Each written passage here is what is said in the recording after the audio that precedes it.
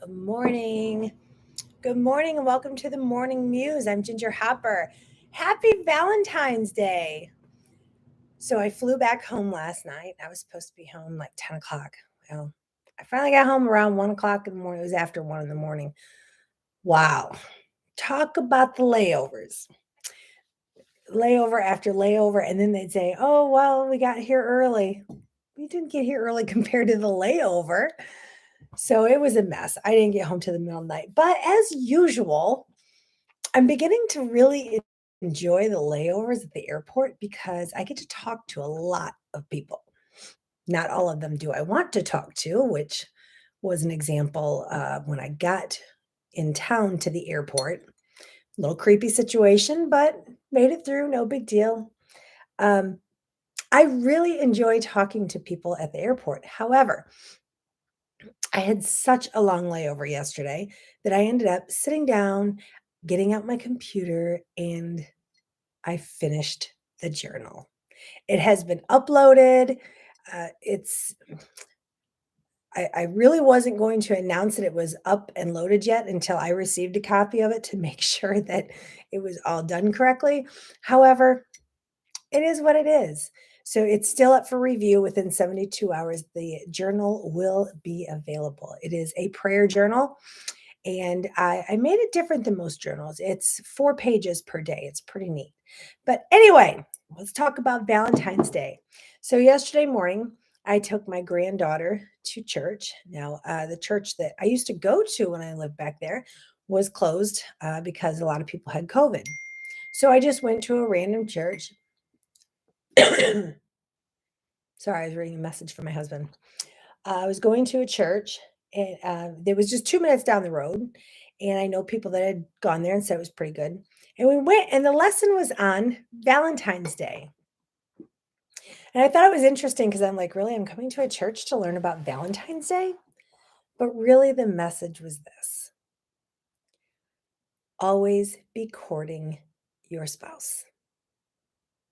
It seems like when we're dating and it's one of my biggest complaints my entire life was you date somebody and as soon as you get comfortable, they stop dating you.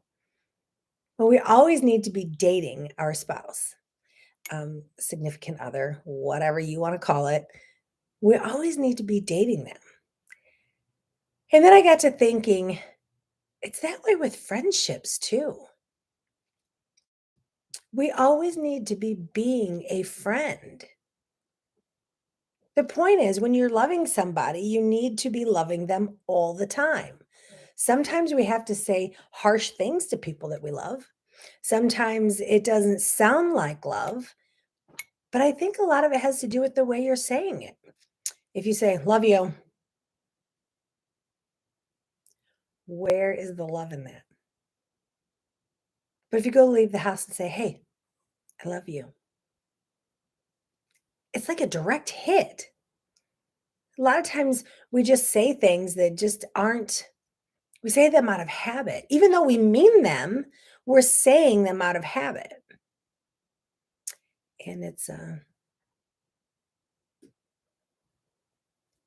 just not cool. So we need to be intently loving whoever it is that we're loving. With I'm just realizing how black-eyed I look today. Squirrel. Who are you loving and how are you loving them? Are you loving them in a I love you as long as you're doing what I say? Or are you loving them for all their flaws also? The one thing I really liked, they were talking about the Song of Solomon's. If anybody knows the Song of Solomon's, it's kind of a rough book to go through during a church service, especially when there's young teenagers and things. But the pastor did a really good job. And he also made a very big point to say, when these kids these days are looking up, like if they want information, they need an answer. I've been home less than 12 hours and I'm already getting filled up again. Anyway, when they were asked kids, where do you go if you have a question? And they say, well, I either go to my friends or I Google it. They do Google imaging. What kind of questions are they having that they're using Google imaging? Are you like as afraid as I am to find out what kind of images they're seeing for their answer that may not even be relevant or valid? We need to make sure that we have a safe place for our young people to go to. And I'm not even going to say our kids because maybe our kids are older. I mean, I expect my grandkids to be able to come to me, but it's not just my grandkids, it's kids in general. It's just kids, young people. They need a place to be able to go to where you aren't going to say, "Where'd you hear that? Why do you want to know about that?" Guys, that's not good. We have to maybe hold ourselves steady for a minute to grasp what they just asked, but we need to be able to have a conversation because if a young person trusts you enough to come and ask you a question, it means they trust you and they love you. So on this Valentine's Day, I challenge you to ask yourself, how have you opened yourself up to be able to love others unconditionally? Through the hard questions, through the good questions, through the bad questions. We need to be loving each other all the time, completely.